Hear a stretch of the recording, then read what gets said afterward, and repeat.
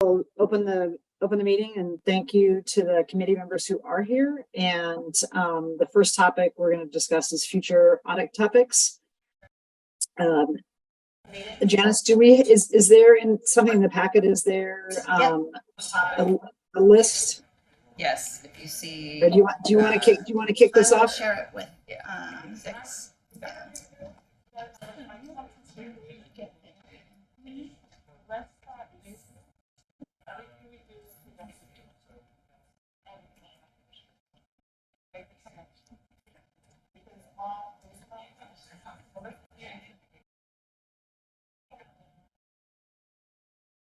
Okay, let me make it a little bit bigger. Is this the updated proposed audit plan that you're sharing? Yes. Okay. Oh my gosh. Can you see that okay on the screen? Yep. Julia? Yeah, and I've also got it. Yep. Okay. So I talked to Director DePass about each one of these audit topics earlier today, and she was in agreement with what I am proposing. So she said I could start on these if, since she was going to be late. So what I'm providing here is a list of all of the audit topics that we have considered in the past. And do you want a printed copy? Yeah.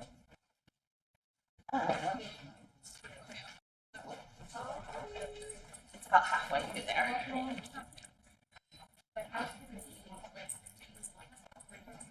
So for each one of the audit topics that we have considered in the past, we just want to reconsider them each year.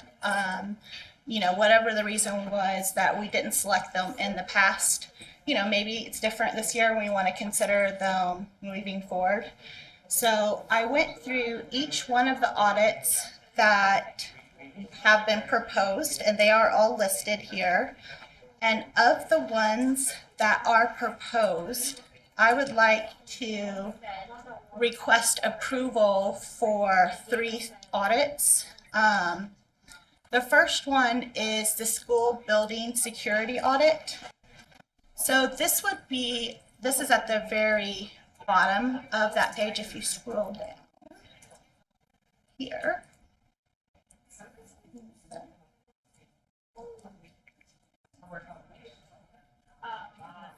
Make it a little bigger to see. So this audit, I think, would be really similar to what we did with the health and safety checks audit. The board had a work session just like 2 weeks ago. I've been talking about this topic for a while, but the board actually just had a work session the other, like last week, about security in our buildings. And in that work session, one of the things that staff articulated was each building has its very own building security plan that's individualized and set up for them. So, you know, where the camera should be posted, or, you know, all of the details, but it's individualized for each one of our buildings. So what I would like to do is get their building plan and go test on site to see whether or not we are, the building is in compliance with the plan that they have articulated. We wouldn't be able to say whether or not that the building security plan is adequate. I don't have those expertise, but what I can say is whether or not we're following the building plan, the security plan that we have established. So I know it's a topic that's going on right now. The board is considering it in a work session, totally different, but I think this is a really timely audit where we could look to see if we are in compliance with what we say that we're doing. So that's one audit that I would like. The second audit that I would like to propose. Janice, can I ask something about that? Janice? get back to the top, sorry, Janice, can you hear me? is a Measure 98 audit.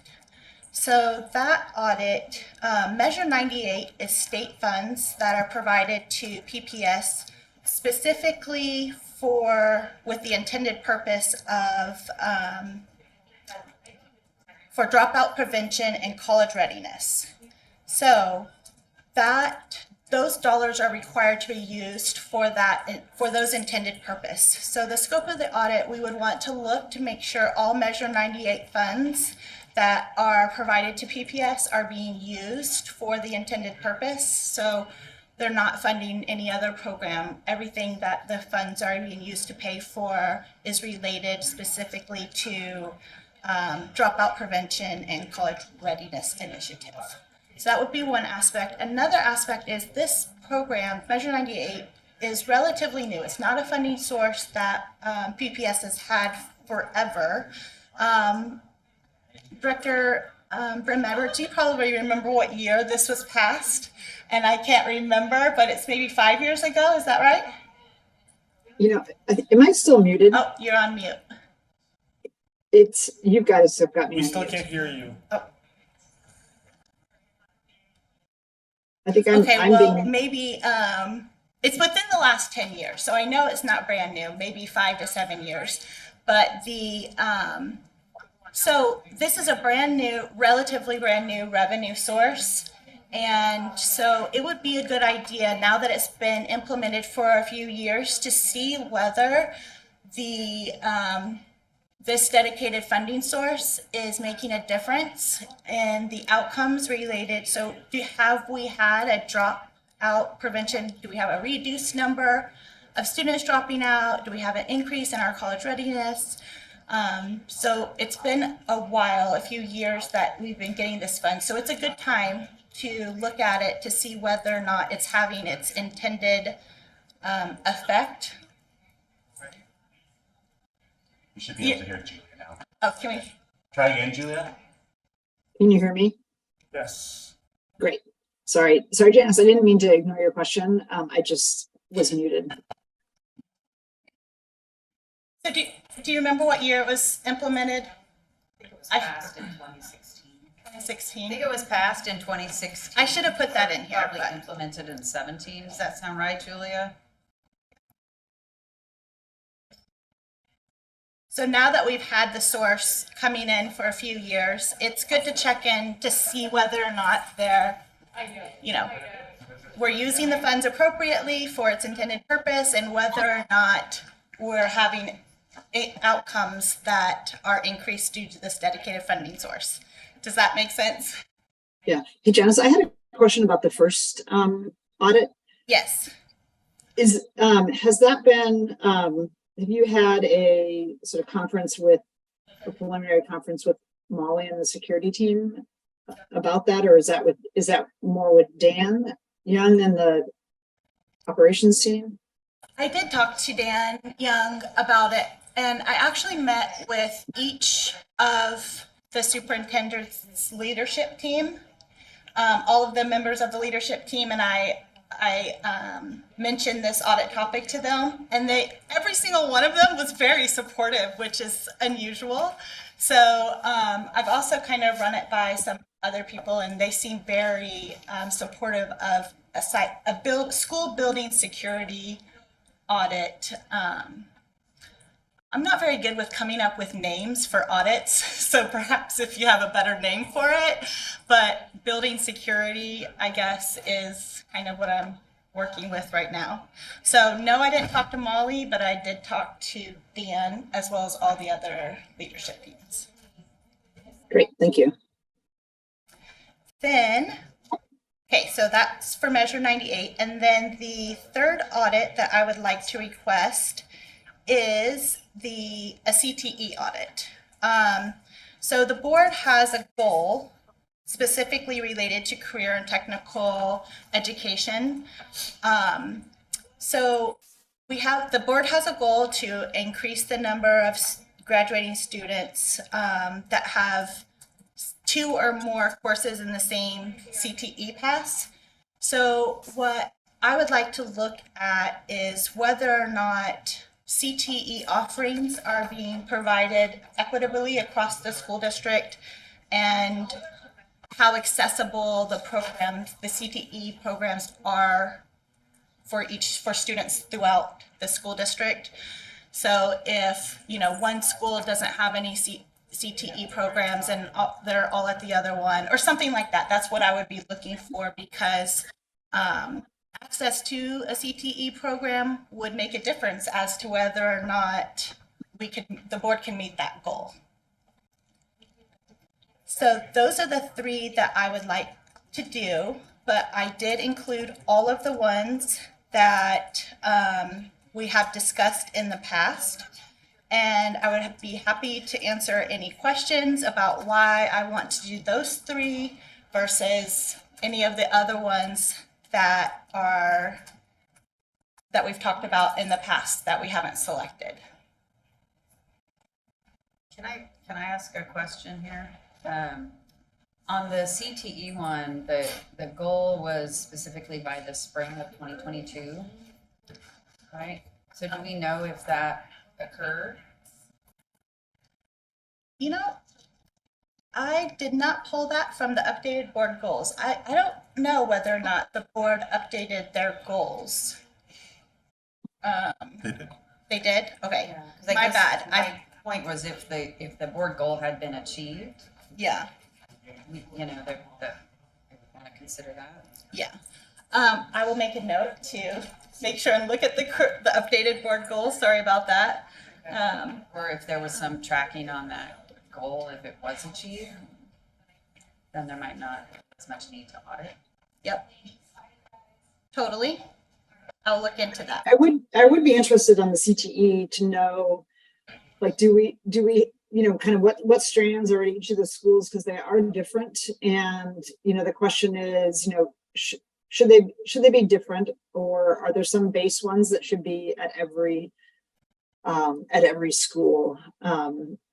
So it would be useful, and the answer may be we don't need an audit to do that. We could just share the information. But that's one thing I would be interested in, just in terms of the equity, because it also I think what is offered might impact then what happens in terms of the board goals, because the board goals are mostly in terms of accomplishing or finishing a CTE strand, and what's offered might dictate whether or not students decide to complete a CTE strand. So it's probably worthwhile looking at that. But again, whether it needs to be an audit.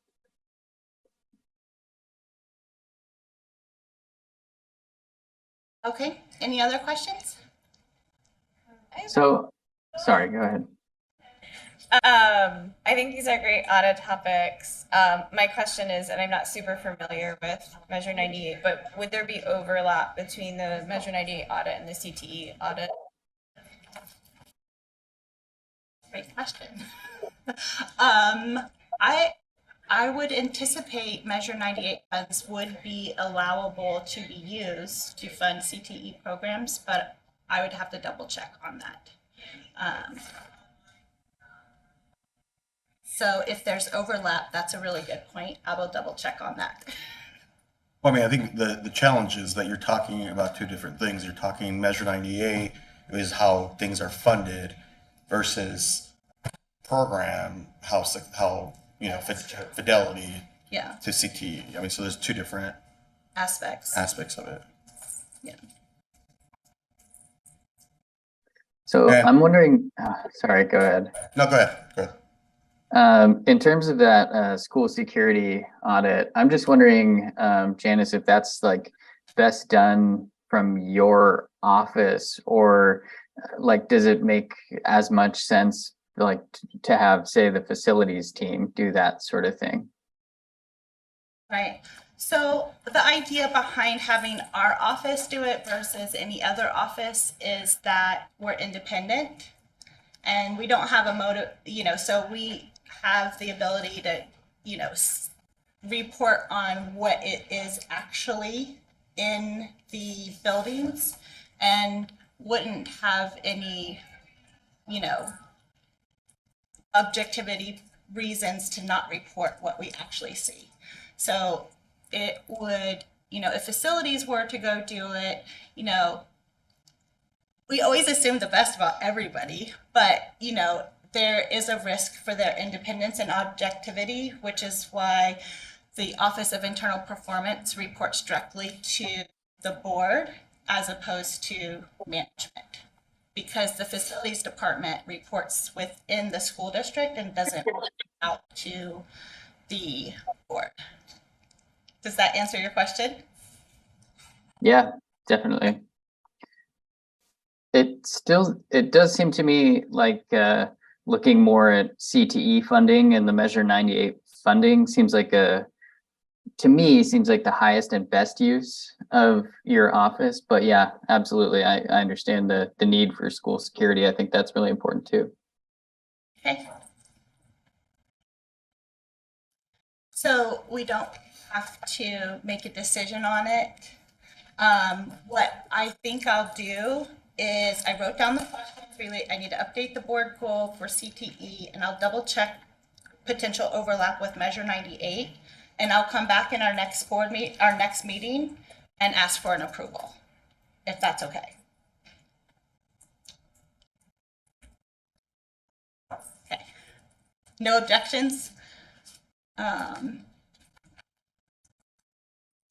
Any questions about any of the ones I didn't pick that you want me to explain why I didn't pick them? Okay. Out of my end, I think the school safety one will be very timely and aligned with the superintendent's safety and security task force, and being able to look at different aspects of school safety and security. I've been talking about this audit for a couple of months now, and then when the board had the work session about it, I was like vigorously taking notes because I was like, oh, I can use all this stuff in my audit if it gets approved. So it was very timely for you guys to have that work session.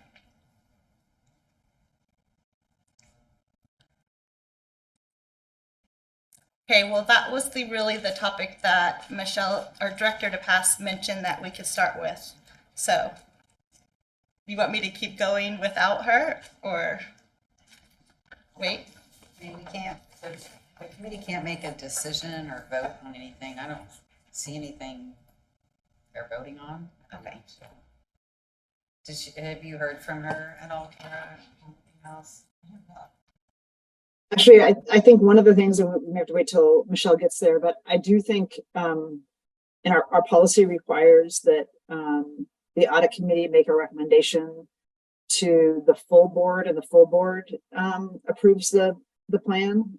Right. So obviously we can wait till Michelle gets here, but instead of just a regular committee recommendation, we probably should have it be a formal recommendation that the board approve those items. Do you want me to double check on those things before I request the committee to recommend it to the board? Yeah. We don't have a quorum yet, so we can't do that. So I think we should just hold until Michelle arrives. Okay. I had a question. Oops, sorry, go ahead. Across the way. Oh, there you go. No, sorry, there was someone coming in. I had a question, Janice, about our ESSER funding. Is that covered in our annual financial audit? I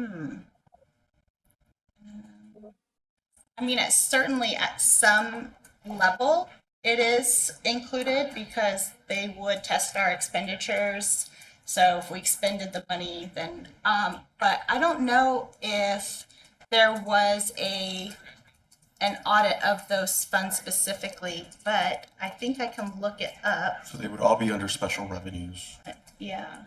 Yeah, I just asked because I know there's a lot of conversations in public spaces about the COVID recovery money that public entities received. And as we enter into the last year, if not now, is it like after it's done, or just to give have a conversation with staff that this is something we'd be contemplating the following year as a pretty significant amount of money has flowed through the district, and just our ability to account for it. Mhm. Yeah. I think if it was audited, I think it would be under the federal grant. So let me just see which.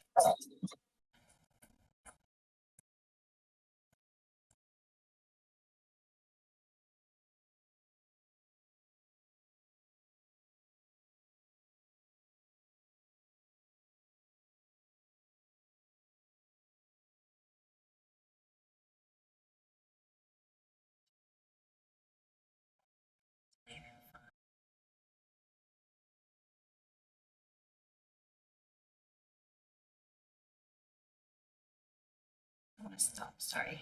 Don't mean to make you guys sick with all that scrolling.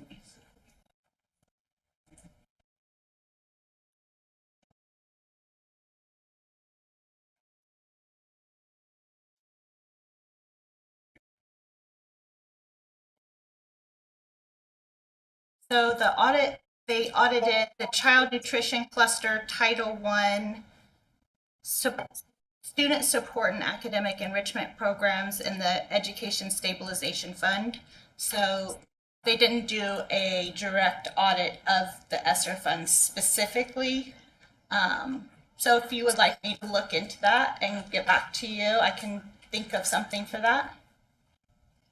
Yeah, I think it's worth the conversation, and the timing may be now or when it all goes, all the money is supposed to have been spent or committed. And it would be a great conversation to have or understand from a staff perspective on the timing of that. It just seems like inevitably what I'm seeing with other jurisdictions is there's a lot of questions afterwards, like, hey, tell us what you did with all that money. And so I think it's just good for us to be prepared for those questions as we enter this sort of final year. Yeah, I agree, Director Brim-Edwards. And as we, I think, noted earlier in the week at our work session, we will be presenting how we will use the remaining ESSER dollars on the 14th of March. So, but I agree, I think that we want to show that what we said that we were going to use our dollars for, we used them for that reason.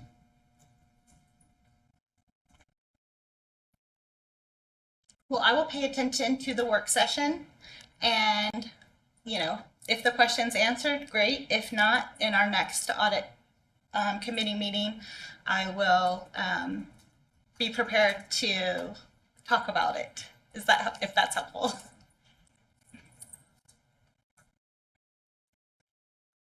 Any other questions? No? Okay.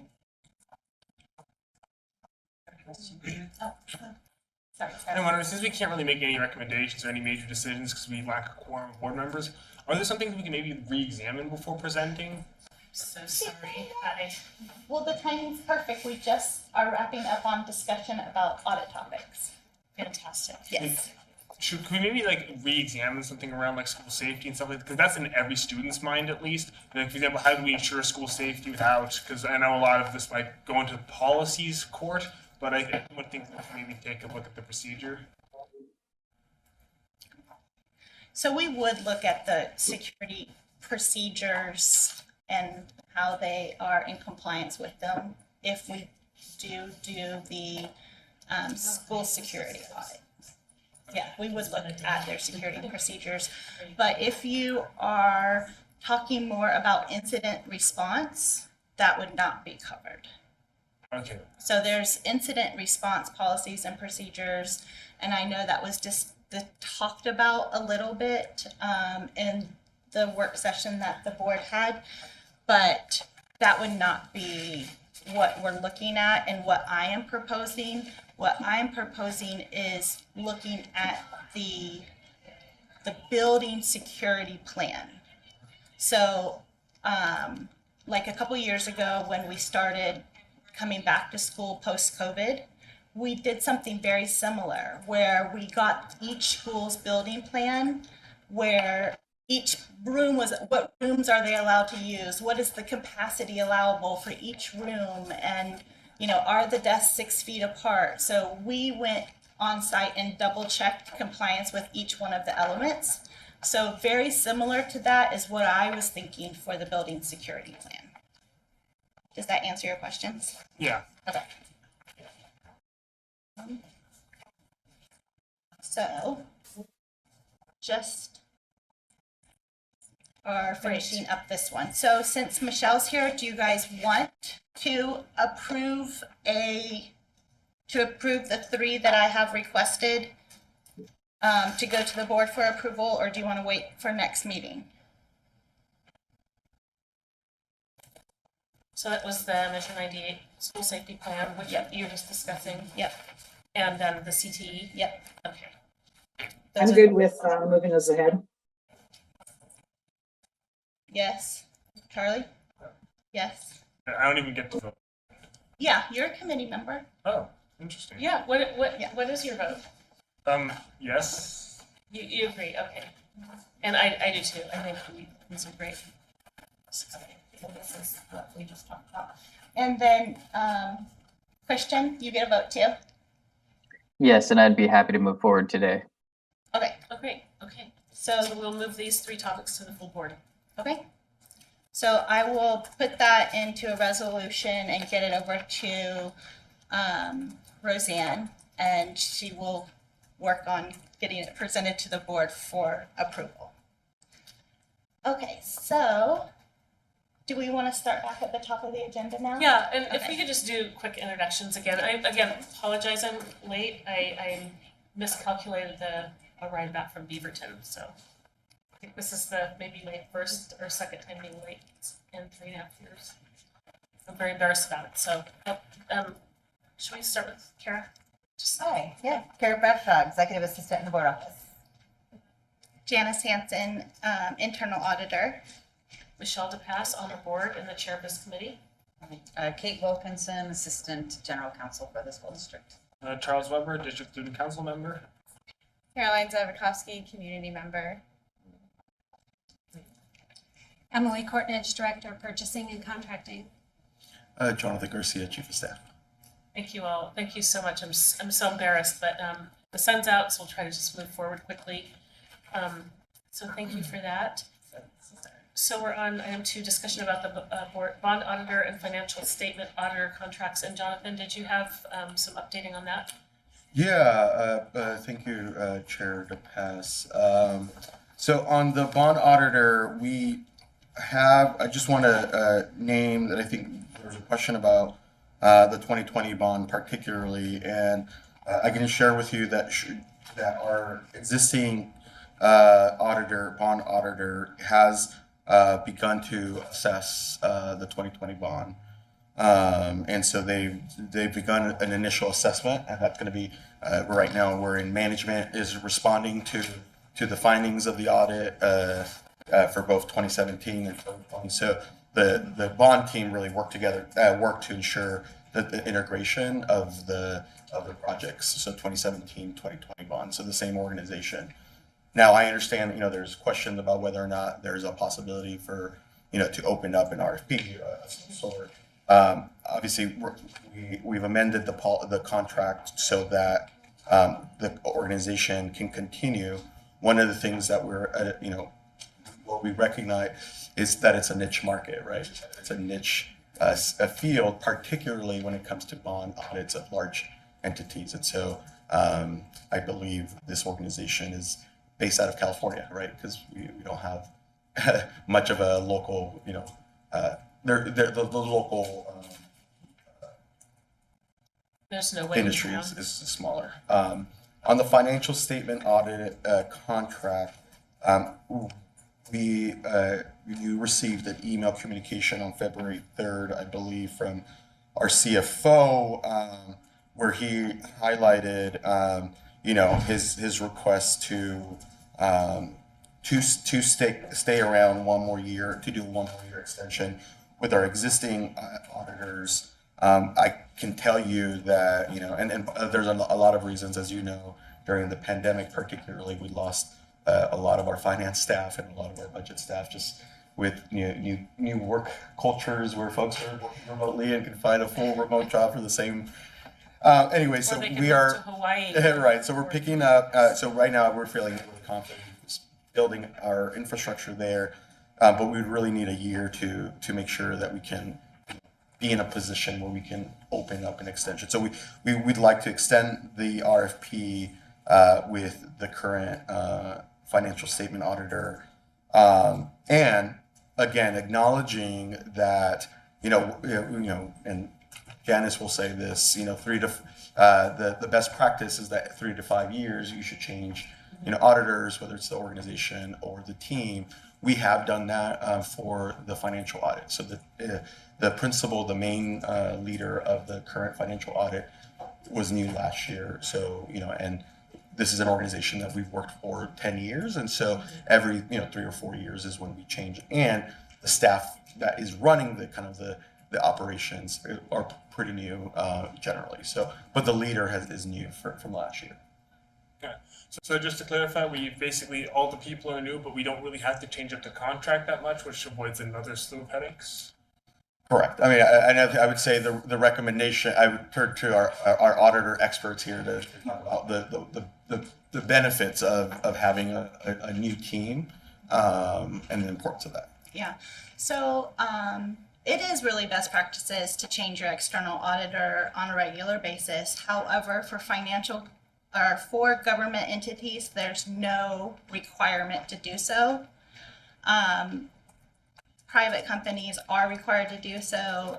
There's a audit standard that requires switching out of your audit team on a regular basis, or I think it's every 3 to 5 years, but it's not a requirement for government entities. And so, we don't have to do it. So I look at the risks. What are the risks associated with maintaining the same auditor? And the risks are related to becoming overly familiar with your auditor and auditor becoming overly familiar with the staff. And so that's a risk.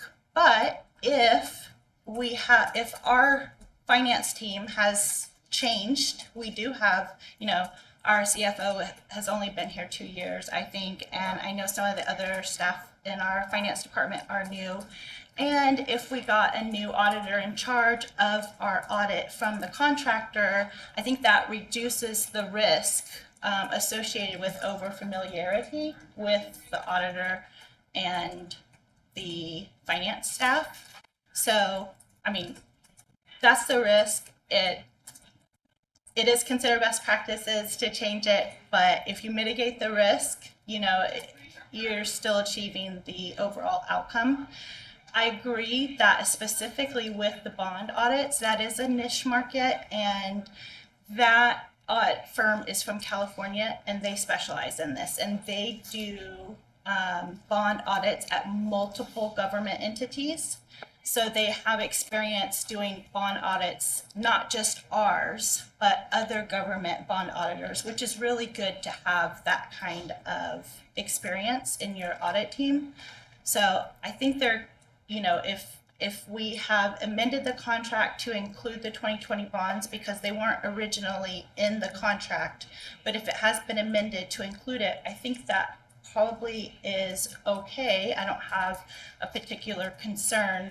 For the bond auditors, though, I'm not sure we have a new team, so you may want to see if we can get a new auditor in charge of the bond audit for future, because I think we've had the same team. I'm not 100% sure, but I think same team for the last 3 years. But that would be my only thought for that. And I appreciate that. I'll confirm, that, because again, listening to this, the proper standard practice, I think I want to make sure that on the bond audit that we have a new team coming into next year. That's great, and I'm happy to support the staff recommendation. I just know when there's a niche market, sometimes it's helpful to include an element condition in the RFP that says, tell us how you're a niche market, how are you diversifying this market? That could be in the form of, say, sponsoring college sponsorship that comes with a, spring break, Christmas break type of they're based in California, but you're Sure. sponsoring, that's what you're doing to diversify either by gender, race, ethnicity, language spoken. And I agree about the risk of being overfamiliar, but considering that we have a new financial team, fairly new, and I like that the project managers are cycling through. The other thing is though, if it is a niche market, and since they're based in California, that makes me think that if we were to do an RFP for the bond auditors, that we could go out nationally. As long as they're in California, they might as well be in Hawaii or Washington DC if they can do the work. So I don't know what the landscape looks like, the whole population of bond auditors, Right. but they can't be the only one in the US. No. So Well, I would also say but that I we think want that we them as close as possible because auditors charge all of their travel costs to us. okay, well, So- West, So, In addition to the cost of the actual audit, all travel costs associated, We're paying expenses. we're paying. So Okay. we don't want to go too far, true. because it does add up over Yeah. time. And then in that case, we want to limit site visits, to the extent that we could, so. Okay. so I had just a comment on that. So I serve on, or have served on the Executive and Audit Committee for Oregon State, and it might be worthwhile just again to have, so you have other vendors and contractors that you can compare against, to talk to Oregon State, University of Oregon, and PSU, which all have capital projects that are audited. And they may have, again, others to recommend or just put in the mix. And having gone through, we just went through a process of OSU through putting out a contract for a new auditor and an RFP. And we did settle on the current one we were using, but the whole process was I thought, had a lot of value because we, had an opportunity to hear about other approaches and styles and, listen to different teams that had, some new suggestions. So the whole process, I think, even though we landed on the same auditor, not only got us a more competitive price, but also it was a good exercise to go through just to make sure that we weren't missing anything, that we were engaged in best practices, and also to learn something new from some other audit teams. So you said PSU and OSU?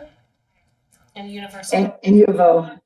Well, You- Portland Community College also has capital projects as well. I know the internal auditors at least two of those. So I'll reach out and see who they use for their bond and for information, bring that back with me next time. So we'll just see how many bids they got when they went out and kind of what that felt like. And I can kind of provide that information next time.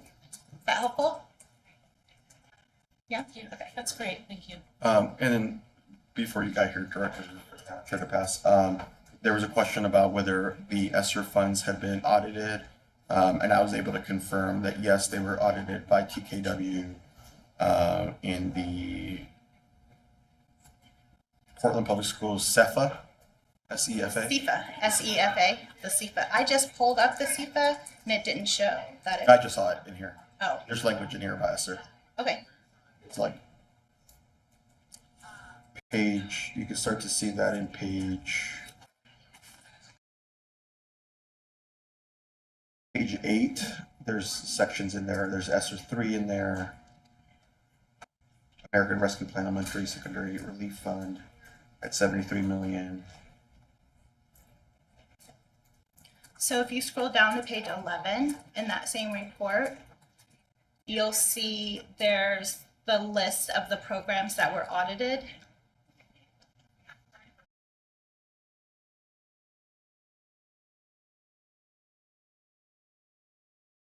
You see that? Mhm. It Schedule doesn't- findings and questions costs. Yeah, so on that page, if you scroll down, there's a list of the federal grant programs that were audited in this audit. So it says the Child Nutrition Cluster, the Title I Student Support and Academic Enrichment Program, and the Education Stabilization Fund.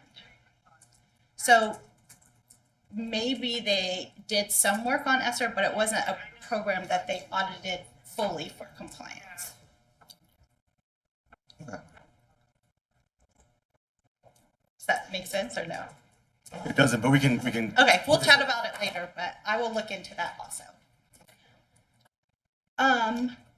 So to summarize, sounds like the staff is recommending that you extend the financial statement contract for one additional year. Yes, and did we already amend, can you remind me, did we already amend the contract for the bond audit, or is that upcoming? no, it's It's, already. okay, It's already amended, okay. okay. So are we, do we need to vote to say that we agree with the staff I recommendations? think so, so we'll just put it to a vote. If you agree or not, we'll say, do you agree, yes or no, with the staff recommendations to give it another year for the financial audit? Considering what we've learned, Exactly. and to, I'm sorry, for the bond audit, we're maintaining them and maybe considering adding into the RFP language around adding conditions to the RFP, since it's a niche market. About getting a new team. Okay, and Just for the so bond. but that would be for next year though, right? Okay. We could like add a stipulation where basically, I mean, they probably have someone on their end who's like specifically working on us, and then they probably have for each one of their clients, they have like a separate team of employees working for. Yes. Probably. We can probably just ask them, hey, can you just rotate every week or like every month or something? Or is that Every couple of years. You don't rotate auditors that often. So basically, Nothing would ever we get just, done. we need them to have a new project manager identified by this time next year, is that correct? For the bond audit. For the bond audit. Does that sound, So, go ahead.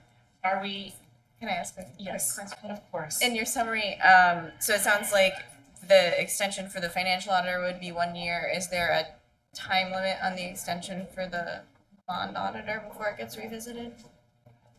So I'll be honest, I didn't see the amendment to the contract. I looked for the contract, but I didn't see an amendment, so I'm not sure, but I think maybe Emily could help. Yeah, the contract is, for the bond auditors, is currently, goes through 6/30/26, which was consistent with the amendments allowed under the RFP. And Okay.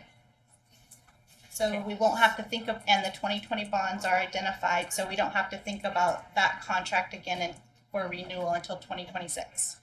Would it be 2025? Would be 25. Yeah, Okay. 25. Okay. Okay. I'll update that on my sheet, so we'll remember in 2025 to bring up the topic again. We'll put up calendar it right now. Yeah. So we're gonna vote on whether to accept those recommendations as stated. Yes. Yes. Julia, yes. Julia, yes. Okay. And Christian? Christian, I'm so He's- sorry. Hi, Christian. He's a yes as well. Excellent. Okay. That looks like a unanimous yes. 1, 2, 3, 5 yeses. Okay. Moving along to item 3 on our agenda, the status of the implementation of recommendations for the contracts audit report. Issues. I'll just start by saying this is a kind of a status update on it's a contracts audit implementation plan. It's showing the recommendations listed out and then which of those responses have been confirmed. And I only have a couple of questions myself, but I'll leave it to others that have questions about this list of status updates. Does anybody, Christian or Julia, do you like Charles or Charlie? Or prefer let's just stick with Charles. Charles? Because that's easier for you guys. Okay. That's my official name. A lot of people call me Charlie, but the problem is I don't know who's who, so it's completely up to you. Okay, so do you have a preference? I don't know. You don't know, okay, you can get Stick back with to me. Charles. Stick with Charles. Charles for now because Okay, it's on. you just let me know if there's something else you'd like me to call you, it doesn't matter what it is. Okay, thank you. Just not Chuck. Not Chuck, got it. Are there any questions about this status update? You're welcome to go first. I have a question about just one of the status updates for the recommendation number 20. It says on target, and then there's no comments, and so I was wondering if you could elaborate on what that on target means. 20, just a moment. The last one. Certainly last one. The peak. Oh.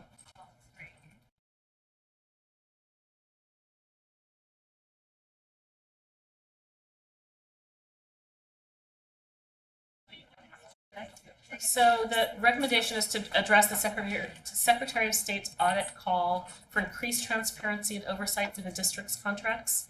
We recommend the district consider publicly posting the review and evaluation of contracts via the board cover memo and the scope of work for contracts listed on the board agenda for board approval. This could increase transparency in contracting decisions while still safeguarding the majority of the content related to contractor payments. So I'll provide a little bit of background. We didn't want to post the entire contract because there is a risk of posting the entire contract on our website with a risk of potential fraud, which actually did happen with one of our contractors. There was some fraud where they submitted a payment request and it was not the correct. So this was a long time ago. So that's why initially we removed contracts from the full contract from being posted on our website. And so subsequently, what we thought would work is if you just use this scope of work template, which is a template that the purchasing and contracting department utilizes. So if you post just that and then the board cover memo, which it includes the review and evaluation piece of the contract, so the idea is if you post those two things for each contract, you don't have to post the whole contract. So you're still safeguarding information, but yet still providing some transparency. Janice, I can update there as well. So we have for those large instructional student family engagement contracts, we do have that specialized scope of work that we developed and we require use of. And so when those do go to the board, we do send to the board office separately the specialized scope of work, which is a multi-page document, which we ask folks to list their goals for the contract, the metrics, the reporting dates, etc. There used to be a board cover memo, which was developed, I think, in advance of that specialized scope of work.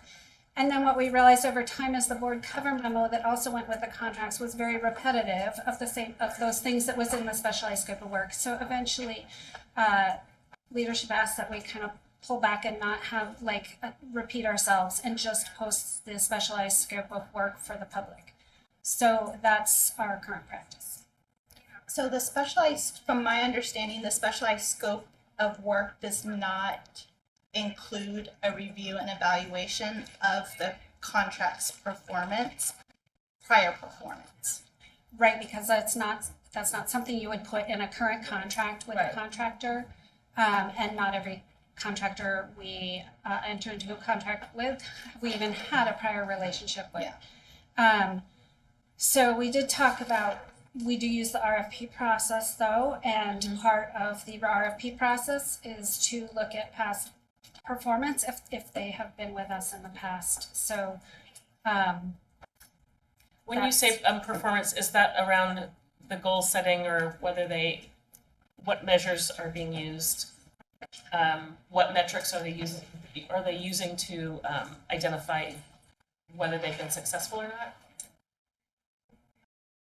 So in this specialized scope of work, which is different from the board memo, is there a piece that talks about evaluating it wouldn't be their current performance though. It would be performance measures, but then wouldn't there be an evaluation piece as well? Well, not in the scope of work is what she's saying. Okay. She's saying the scope of work would just include the performance measures. But if you're utilizing that scope of work inside the contract, then that document doesn't include a review and evaluation of the contract's prior performance. Okay. So that's why I was for the asking. reason that you said though, it's because it doesn't belong there. it doesn't belong. Okay. And then I'll just add, I think just to connect this third, 3D response, or not 3D, sorry, 3B. We're working right now, and we want to have an implementation of that cover memo by July 1st. So we're going to be working over the course of the next few weeks to help us establish that.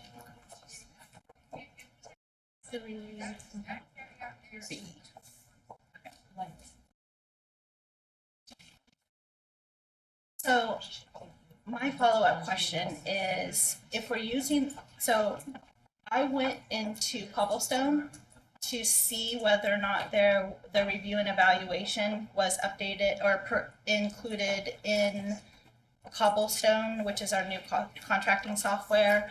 And I couldn't find any review and evaluations for the contracts that were included in our audit. I'm not a contract manager, and so I could have missed them in Cobblestone, but I didn't see any. So I guess if we're not using the board cover memo that documents the review and evaluation because the other information on it is duplicative, where is the review and evaluation being documented? And that's a good question. So we do instruct in our contract training, contract managers should save all contract related and evaluation related documents in Cobblestone, and it's an easy, click and drop. And I too have not seen that done there. We do try to emphasize that in regular trainings. I haven't seen that done there. So to the extent that those kind of evaluations or reports are coming in, they're probably kept on our contract managers, individual computers or desks. So I haven't seen that effort to centralize the record keeping be successful any more than you have seen. Okay, so just making sure that I didn't miss it. I did take the training for Cobblestone, but I don't use it regularly, so it's not. So what I'll do is make sure, that there's a communication sent out for my office and the superintendent's office, ensuring that there's some fidelity to this as soon as possible, especially by the end of the fiscal year. That's great. I was gonna just add, if there was a value add, I can see that there's value in doing this, but I wasn't sure how to make that happen. So Jonathan, that sounds great. So what I was able to do on here, for most of the ones, I was able to confirm the implementation of most of these recommendations. Like Emily just mentioned, she put it in the training. So when I took the training, I was able to see, yes, in the training, she updated it. So I was able to confirm those and I grade them out on this document. I put confirmed, so we really don't need to, congratulations, most of them are implemented, so that's great.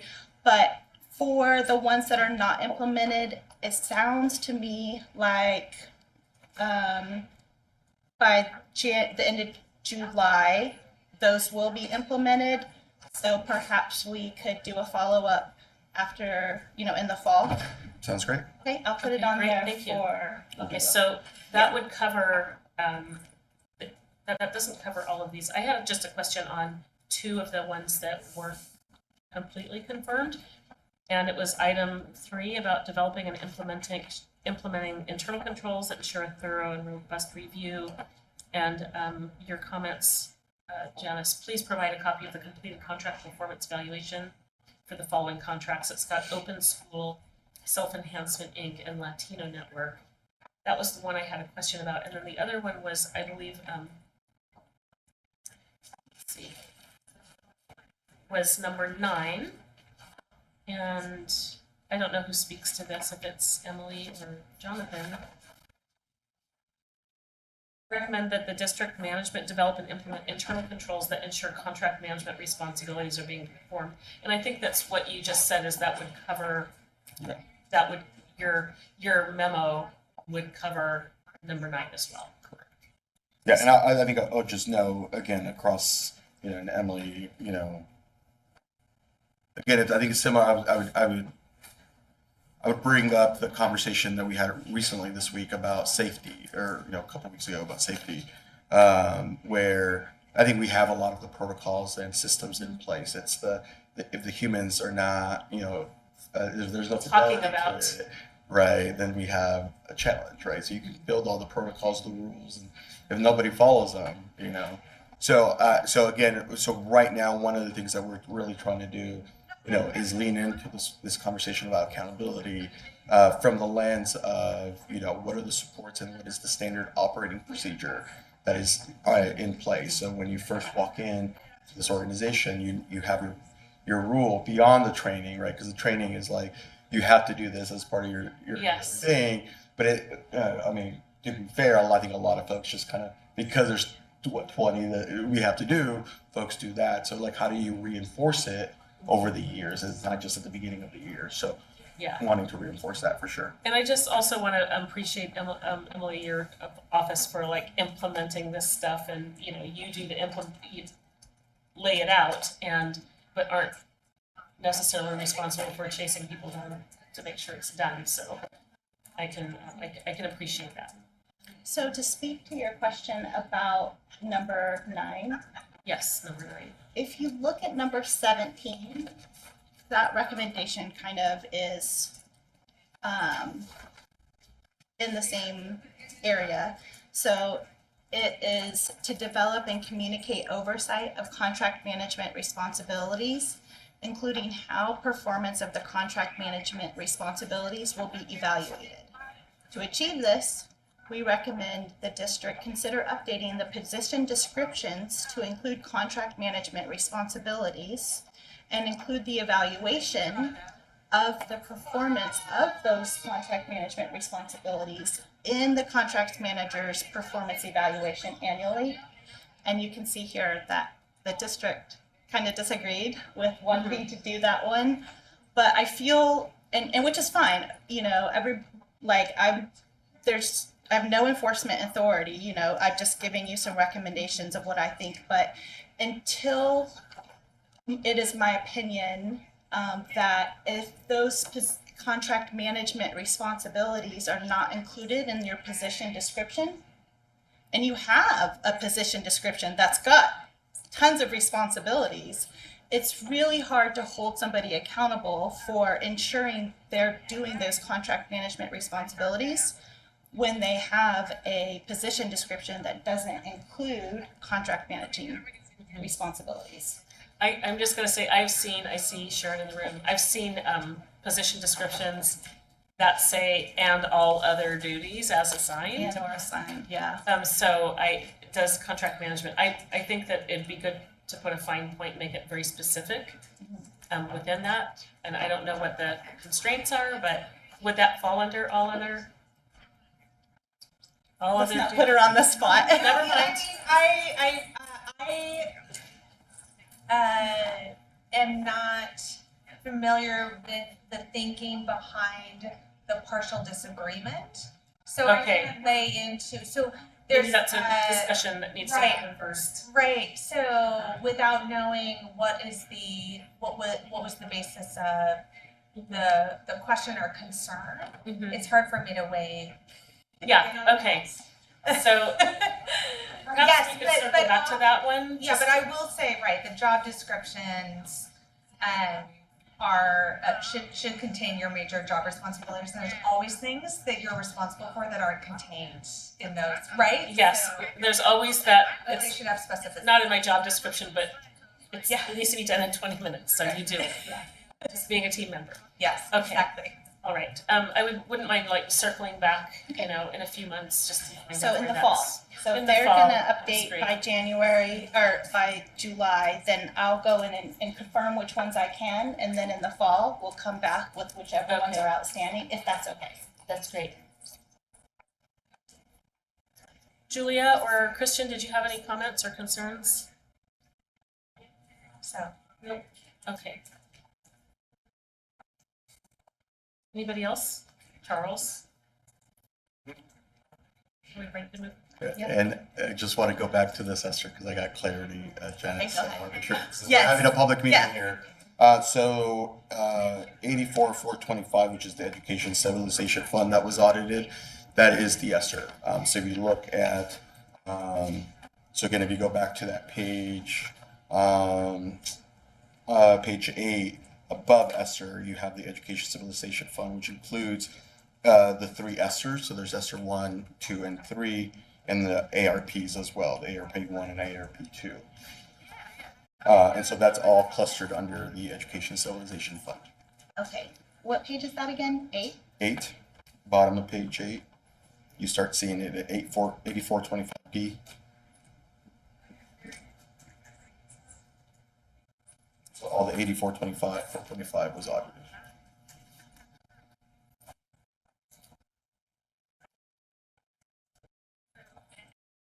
Okay, you are right. Thank you for that. I didn't equate the Education Stabilization Fund with the ESSER because they're supposed to match the names exactly. So you're right. So the financial statement auditors did audit the Education Stabilization Fund, which does include the ESSER funds. So it did get audited. Director Bim Edwards. Okay. Thank you. Sorry, I kept. No, It was just thank one of you. those like. Thank you for being so. I didn't know those names were like the same. Okay. So, Are we ready to move on to this very short topic, Yes. which would be the P card audit status of implementation? Thank you for completing that. When I've looked at it, I mean, do you want to speak to this? sure. There's not much to say that's all positive. So this is really great.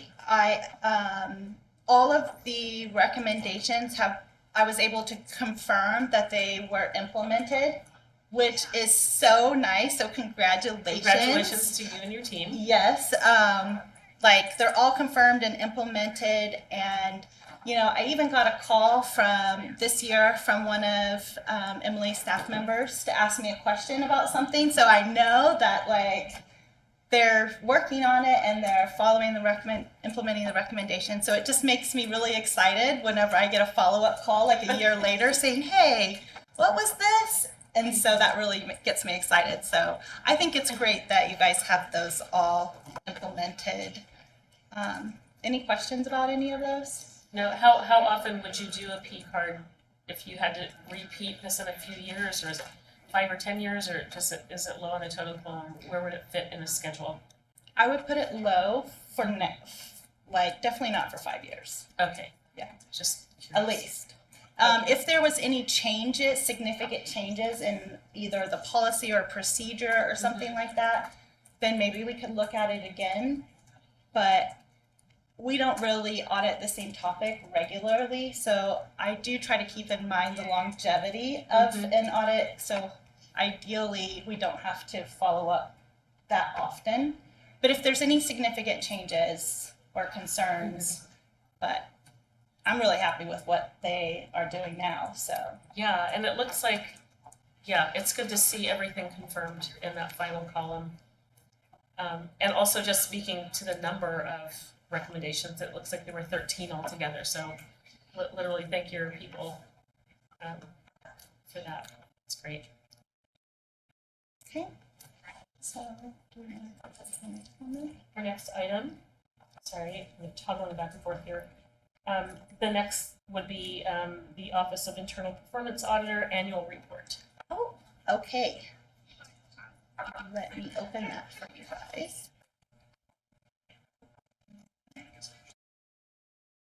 Yeah, let's see if oh, there it is. I just refreshed and it showed up. I admit I haven't looked at this. That's okay because I just pressed Okay. it. Thank you. Okay. Thanks, Emily.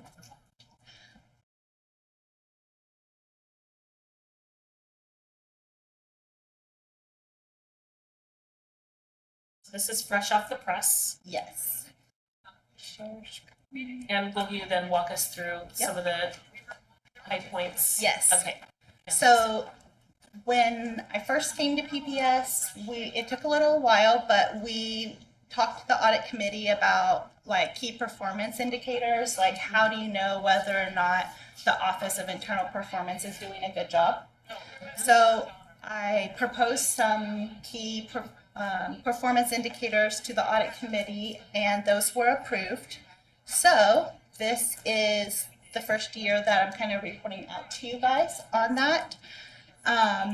So this report covers 19, 20, 20, 21, 21, 22 to get us caught up. Okay, so wait a minute, it's 1920, So, 2021, or is it just 2021 and 21, 22? so 19, 20, fiscal year, 2021, Mhm. and then 2022. Mhm. We are currently in the 22, 23. Mhm. So that's not finished, so I'm not reporting out on that. But this will catch us up to date Great. on where we are with those key performance indicators. So in this report, sorry, I keep going in and out. Make it a little bit bigger. There we go. So the first page is just the about the office. So, PPS performance auditing is an objective and systematic examination of evidence to provide an independent assessment of a government organization, a program, or a function.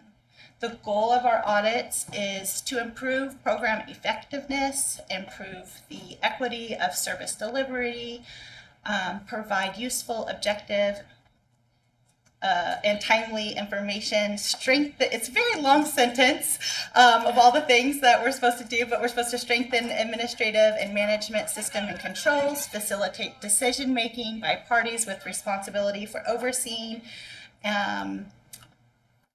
So the scope and the objectives of performance audits can vary widely. So we have a great PPS internal audit, performance audit policy that provides, basically we can audit anything that the board wants us to audit. So the scope of audits can pretty much be anything. So if you think of something that you want audited, give me a call, see if I can figure something out for it. So it's a very broad office of things that we do.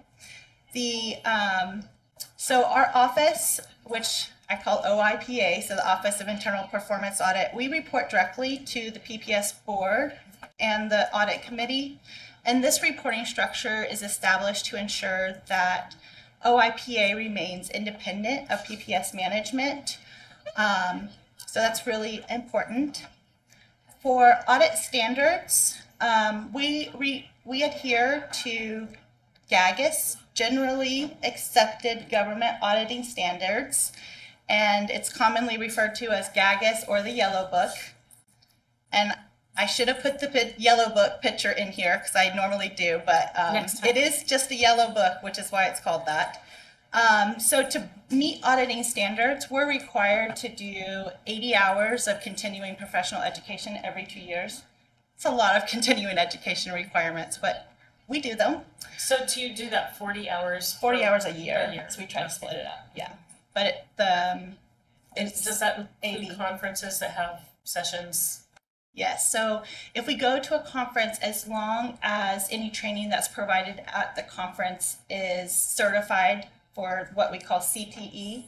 Okay. So we can't just attend a conference that has nothing to do. Oh, is that continuing education? Yeah. Okay. So if they are classified, then we can get the credits and take, but it's 80. So we can't just go to any conference up on any topic. It has to be related to what we do. Is that right? Yes. Yeah. Okay, so here are the performance measures that we came up with in the audit committee. So the first one is the number of audits completed for each full-time equivalent employee. Then the rate of management's agreement with recommendations. Then the rate of recommendation implementation, and auditee survey results. So those are our key performance indicators, and we will talk through each one. Great. Some questions on. So the first one is the number of audits per FTE. So it's really hard to know for sure how many you're going to do. So I looked around and to see what some other local governments have, and I found 1.5 audits for a year for each staff person is ideal. I mean, I don't know if it's ideal, but it's been used. So that's what we're shooting for. So we would like to issue 3 audits every year. You can see in the 1920 year, we had 1 audit that was issued. In the 2021 audit or year, we had 1 audit issued. And then in the 21-22, we had 3 audit issues. This year, we're on track to issue 2. So it's a little bit inconsistent, but I'm learning with each audit how to better scope our audits. And the more familiar I come with PPS, it does help me gauge how long something will take. So I think we're getting better at gauging it, but we definitely have some work to do. So just reporting out on where we are. Is that 1.5 though for larger shops? In other words, Yes. City of Portland, Multnomah County have whole departments, Yeah. more than 2 people. And so if you look at the size of the budget versus the number of staff, So to be honest, I got this performance measurement from Metro, internal audit department. And when they do theirs, they don't include the primary auditor in the calculation. It's just It's for just their staff. staff. So I am the auditor kind of record, and I am the staff. So some of my time is not spent necessarily on actual audits. I do the administrative piece of it as well. But I do think that 3 or 1.5 each is reasonable, and I would really like to get there. And I think we can. So I kind of, even though we're not meeting it consistently right now, I think we will get there. So over time. yeah. Does that answer your question? It does, and I think I can see where there would be a steep learning curve in terms of understanding the work of the organization and Yeah. that And makes scoping sense. out the audits has been difficult for me when I first came here, but I am getting better at it. The more I know the processes and procedures, the better I get at scoping them out and budgeting the time appropriately. So the next performance measurement is the rate of management's agreement with recommendation. So this helps gauge the impact of our audit. Does management agree with our recommendation, or are they disagreeing with the recommendation? If we make, a bunch of recommendations, but they don't agree with them and don't implement, then the value of the audit is diminished. So while it is fair that they don't disagree with some, I do want to gauge this as a performance measure to see where we are. And where we are now is, so far for the 3 years we're talking about, we issued a total of 31 recommendations. Management agreed with 29 and disagreed with 2. So that's about 94% rate of recommendation that management agrees with. Our goal was 75%, so we're definitely meeting that goal, and that's good. But I do think it's important to keep this in mind, because we want to make recommendations that they will agree with, because then they'll implement them, that's the whole purpose, is the implementation is how the impact is really felt. So we try to keep that in mind. So that's a good one. The next performance measure is related to the recommendation implementation rate. So of the 31 recommendations that we've made so far, 22 of those recommendations have been fully implemented. So that's about a 71%. Our target here is to get 75% implementation rate. But we want to see this, sometimes it takes a couple years. So our performance measure is implementation within 5 years. And we're not there yet. So we're currently at 71%. So it looks like we might make it, we're on track. And so we're making good progress. And, I know that the contracts audit is really, really difficult to implement those recommendations. But I'm glad that they're making good progress on it. It didn't add up how much, line for line, Yeah. of How many? to meet these metrics, but Yeah. I can go back and do that. Oh, I did it, so that's why I listed them. So the last key performance indication is an auditee feedback survey. So we got this approved by the questions and stuff by the audit committee last year. And I sent it out to you guys, to the audit committee members, so you could fill it out as an example to see how it would work. So a couple of people sent it back, but these are the questions that are listed. And unfortunately, we haven't issued a report since we got these approved, so I don't have any results right now, but you'll get them in the next one. You know, right. I have a question. So it's anonymous, which is great.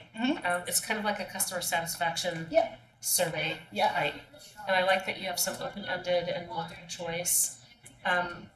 The tool though, how do you, so if it's anonymous, are you using a third party or using a software that scrambles email addresses?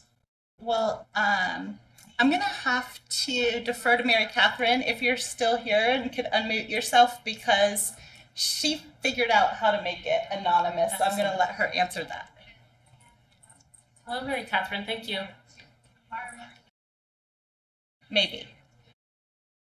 I think you're still muted, we can't hear you. Can you unmute yourself?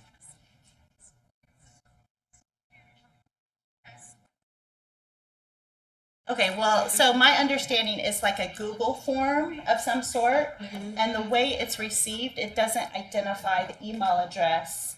It shows up without any identifying information. Okay. And Mary Catherine did show me how it worked, and so I am sure that it is anonymous.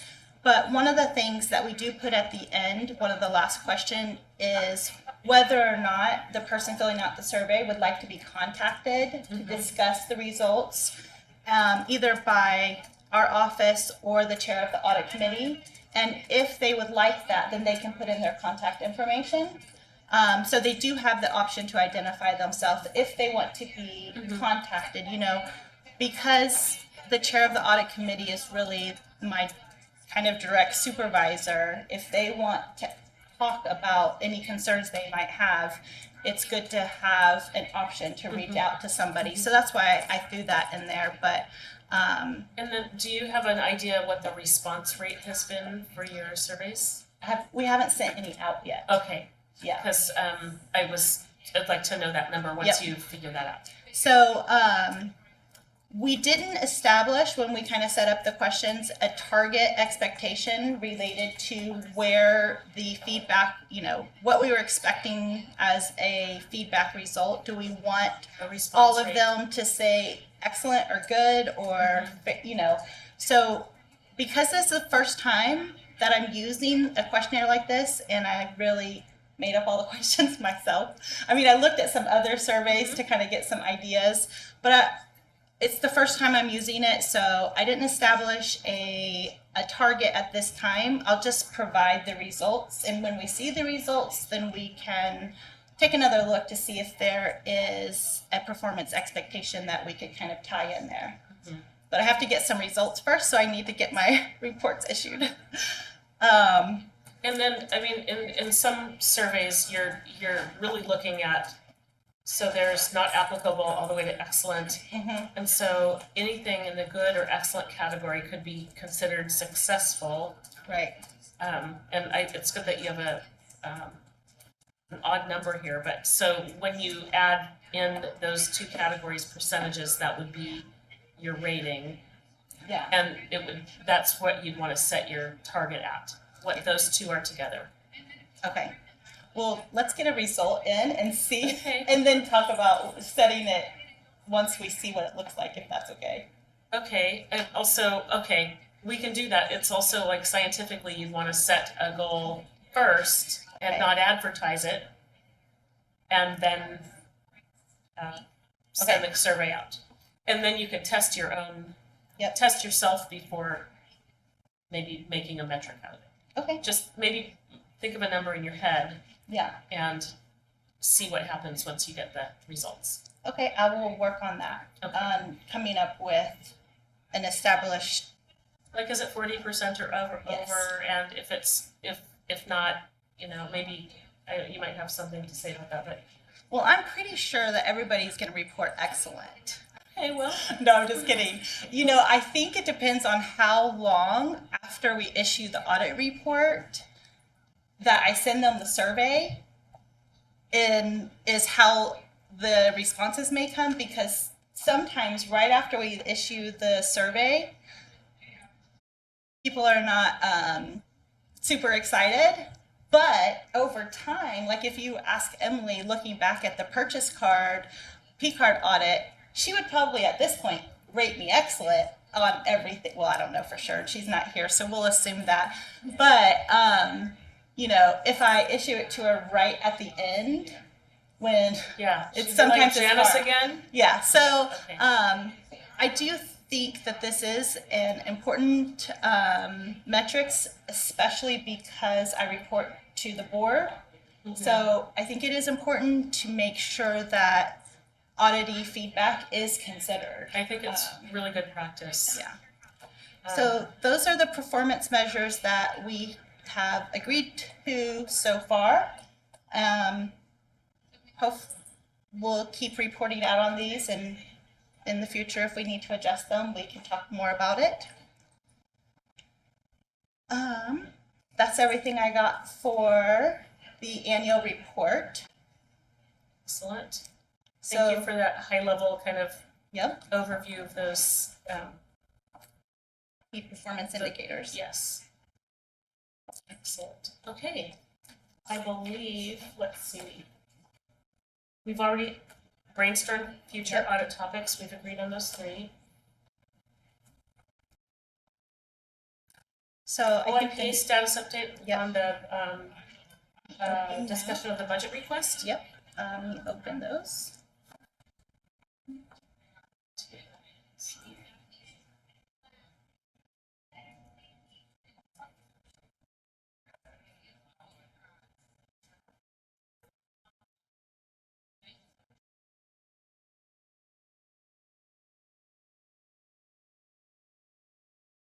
So this is just the regular update that I provide each meeting about the status on each audit that we're working on. So the hardship petition transfer audit, that audit has been completed, and the report has been issued to district management for a response.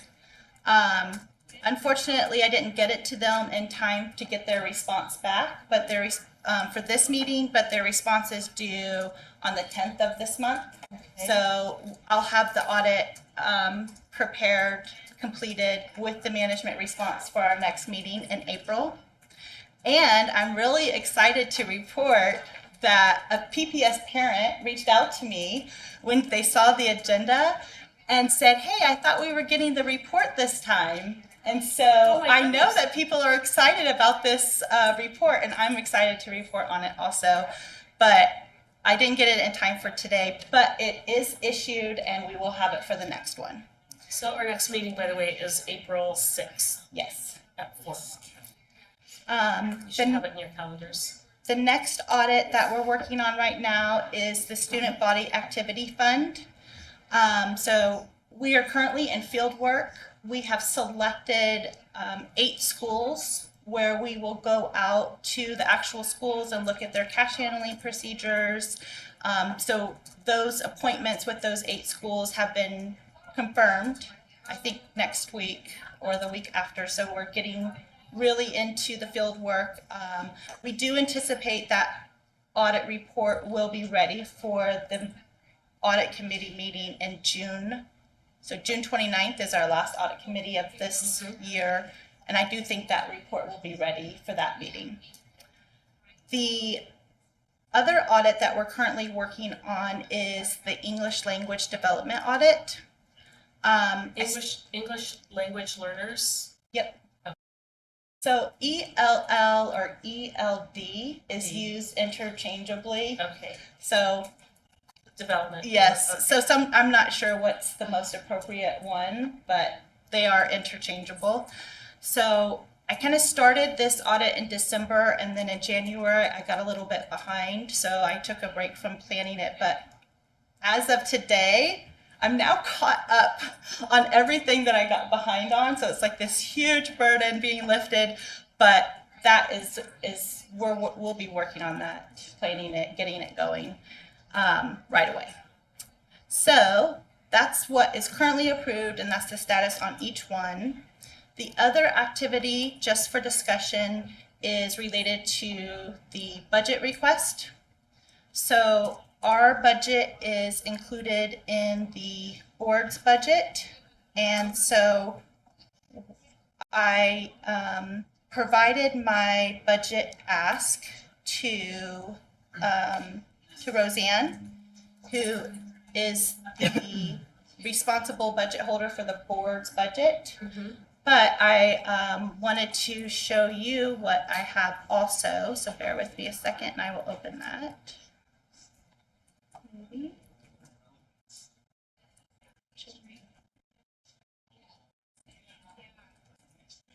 And it's also loaded to Board Book. Yes, it is there.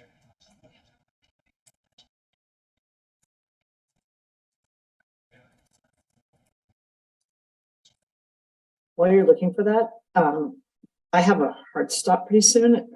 Is this our last agenda item? It sure It is. is the last agenda item. Okay. So this Thank is you. That's really a good point. Again, we started late, sorry, so people are talking fast. Oh, we started on time. And you just like dovetailed right in. It was perfect. Go ahead. One question. I mean, you guys mentioned and talked about how like school audits, what schools do. For example, does that include student funding? Because I have some like spreadsheets about like what we did for prom leadership and in general. Would you maybe want to take a look at those to see how we do it? Because we also often work with charity organizations like the Schnitzers for here, and they match money we donate to charity tenfold. So there's a lot of different things. Do you want us to write a report on that? No. Well, yeah, sure. If you want to write a no, I'm just kidding. No, but what I will do is I will reach out to you with an email and schedule a meeting, and we can talk about what you do and see how we might be able to incorporate into the work that we're doing. It would be interesting to see it from the perspective of the student and how they are tracking, especially the student body funds are student body funds. They are required to be used for a specific purpose. So I think that would be awesome if we could take a look and see how you're tracking it. So I'll reach out to it with an email. Do you just do it for just your school or is it district-wide? Well, basically, I'm part of because I'm on ASB and stuff. We mostly do it for my school. I have the student perspective and spreadsheets. The teachers don't actually let us touch the money because we actually had an embezzlement like a while back. But lesson learned, never again. Fair enough. Of course, we do still have the spreadsheets. We do still decide, for example, like the venues for prom. We actually have on the Ivy Wheels website. A little pet project of mine has been to just post pie charts of expenditures for dances and stuff like that. Wow. So if you want to, you can take a look That at is that. really next level. Yeah, I'll email you. It's not as complex as you think. All the complicated stuff still gets delegated to not students because, well, we're students. Yeah. No, that's great. Okay. So our budget request is almost the exact same as it was last year. I did update it with the numbers, but I was anticipating last year that we would issue the ESL audit in this fiscal year. So I did request $10,000 for translation services in the current budget, but it looks like that audit won't be issued until it's going to roll into next fiscal year. So I need to request the $10,000. It didn't get used because we didn't get it done, but each budget is a standalone. So I'm just listing it here, even though the audit committee approved the request to have it translated last year. I'm just asking for it again because we didn't make it in this current fiscal year. Any questions about any of those items? We're kind of a lean department. Primary cost is salaries and professional development. Like those 80 hours of professional development is a lot to get That is in. a lot. That is Yeah. a lot. That's multiple conferences that count. Yeah. Are there any, so conferences are one way to get professional development. Are there any certificate programs, PSU or professional development that's local, an evening class, not to add to or something through I'm not sure, I could look into that. PCC, Portland State. But I do know that when you get a certification, they waive your CTE requirements for 2 years. So there is another professional certification that I am slightly studying for. I don't want to pressure myself, but Okay. if I do, I might be able to get some of that. I might have some CPE requirement waived for a year or two. Okay. But we'll see. I don't want to put myself on the hook, but I do have the book and I am looking at it. Okay. If So you that need might an happen. accountability buddy, just Yeah, for All right. studying. Yeah. Any questions about the budget or thoughts or, I don't have any questions. It's a very simple. yeah, It's got like a 13% increase, budget increase in your request. Yeah. And then once you remove that 10,000 from this budget, it would be even lower. yeah. Not much, but Okay, well, I think that's all I got. I think, do we have any discussion on this budget item before we wrap up? And does this account for inflation? That was a good It question. does account for, so if the board approves a cost of living raise for staff, I did include that in the estimate. So if they approve that, then those numbers are included. But that's something that the board does each year. As part of, Yeah. so the 6%, does that would include a cost of living Yep, increase and potentially a merit increase? a step increase. Okay, step. Yes. All right, do we have any questions from Christian's not here anymore, or maybe? He had a hard stop he mentioned Hard earlier, stop? yeah. Okay, is there anyone else? Julia, Charles?